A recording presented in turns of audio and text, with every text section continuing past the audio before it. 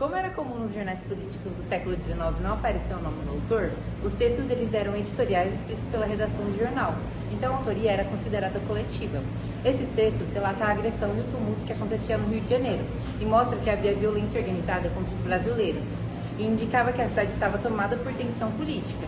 Além de que o jornal está criticando o comportamento dos apoiadores portugueses de Dom Pedro I, já que o discurso de ferir a dignidade nacional mostra o ressentimento dos brasileiros contra os portugueses, além dele reforçar como a relação entre Dom Pedro I e do povo estava desgastada, preparando o clima para sua abdicação semanas depois. Na nossa análise, esse trecho do jornal mostra como a Noite das Garrafadas foi muito mais do que um simples tumulto. Ele mostra que o clima tenso que existia na cidade e como os conflitos entre os brasileiros e apoiadores de Dom Pedro já estava fora de controle. Mesmo sem dizer abertamente, dá para perceber uma crítica à manipulação política da época e o desgaste do imperador com a população. Hoje, esse jornal ajuda a entender a dimensão real do conflito e como a empresa já apontava para as crises que levaria à abdicação de Dom Pedro I. A Noite das Garrafadas aconteceu em março de 1831 e foi um dos períodos com mais crises políticas no final do primeiro reinado. Foi realizado no Rio de Janeiro e a situação envolveu confrontos violentos entre os dois grupos. Os brasileiros, que estavam mais descrentes com o governo do Dom Pedro I, e os portugueses, que ainda davam suporte ao imperador. O embate começou quando os apoiadores portugueses decidiram comemorar o retorno de Dom Pedro I.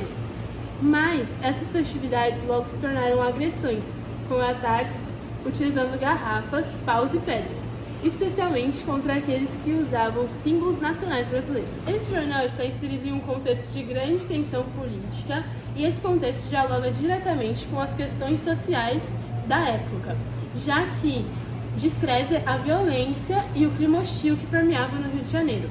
Ele evidencia o descontentamento da população brasileira em relação ao governo de Dom Pedro I. Politicamente, o tom do jornal se mostra como crítico em relação aos fatos. Mesmo sem mencionar nomes, o texto sugere que havia manipulação e interesses por trás das agressões, revelando uma desconfiança com a relação aos apoiadores do imperador. Isso reflete a opinião de boa parte da imprensa da época, que já estava se distanciando de Dom Pedro I e denunciando a crise de seu governo.